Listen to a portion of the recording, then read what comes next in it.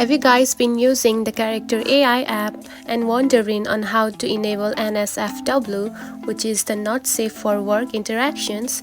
Then in today's video, I'm going to show you how to enable NSFW in the Character AI app. So let's dive right in. First of all, open the Character AI app just like this. And after opening the app, you will see something like this on your home screen.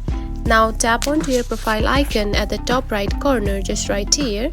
Then here you can find the settings option. Now tap on it.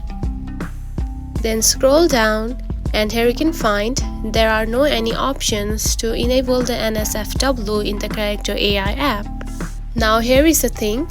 The Character AI app uses AI moderation to filter out inappropriate content, and there is no official way to bypass these restrictions.